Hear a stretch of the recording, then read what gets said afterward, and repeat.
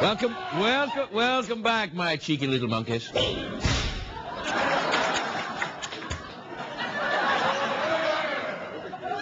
My next guest is a rock and roll legend, actually, who has been performing for more than 40 years.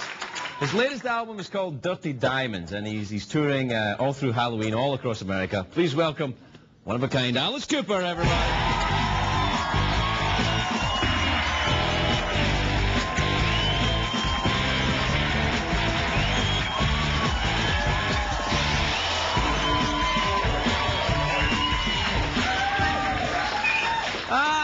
Mr. Cooper. Yes. How are you?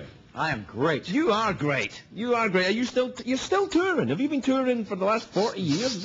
We started this tour in June in Australia. Yeah. Been through Europe already, and half the States, and we're not done till November in England.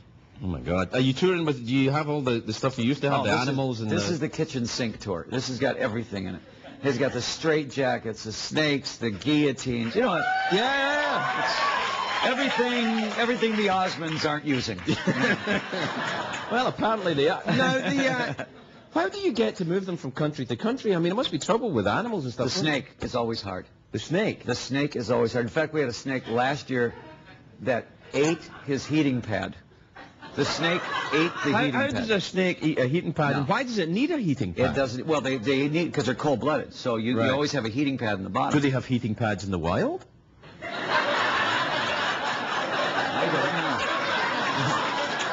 I would imagine that the jungle is their heating pad. Right. They live in warm places. The jungle is their heating pad. Yeah.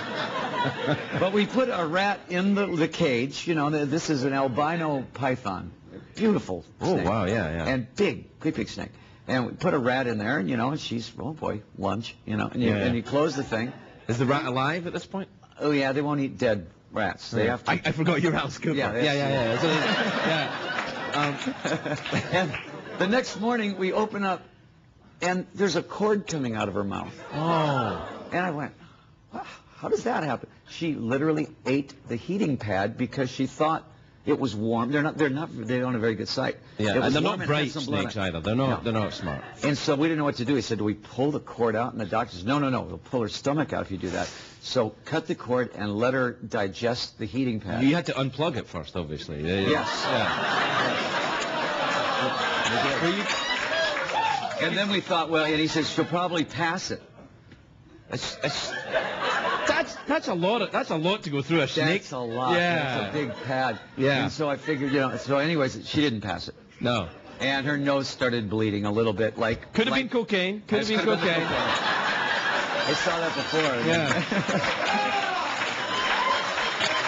And she has a history of cocaine, too. Yeah, which is albino snakes, yeah.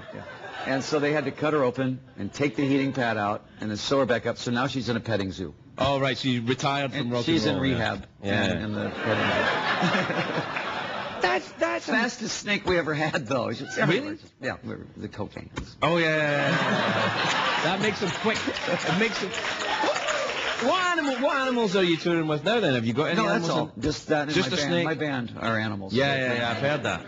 Yeah, I've heard that. And my daughter, of course, travels with us. She plays all the parts in the show. She plays like about 6, 7 different parts in the show. Has there ever been a point where you thought, because your daughter's now working with you, you've been doing this for a long time, is there ever a time when you thought, I'll just, get my hair cut and get a proper job and stuff? No. I really can't think of going to a job. When I was 16, I started my band when I was 16, and that was to avoid working at Safeway.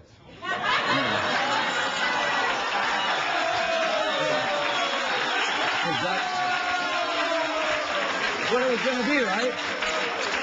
When you're in high school, you work at Safeway. So I said, if I get in a band, maybe I won't have to do that. 42 years. Safeway, by the way, are a fine organization. Oh, I love Safeway. I go there every day. Yeah. And funny, I had you down for Trader Joe's, but that's just me. Safeway. I'm all-American Safeway. But it ends up that 42 years later, I'm still in a band. Yeah. I just can't get out of this band. So, now the band. the whole Alice thing, right? The whole Alice Cooper thing. Right. It's. How did you get the name? I've heard like 25 different stories about how you came up with the name Alice Cooper. How did that happen? I could have. We were watching Whatever Happened to Baby Jane. Right.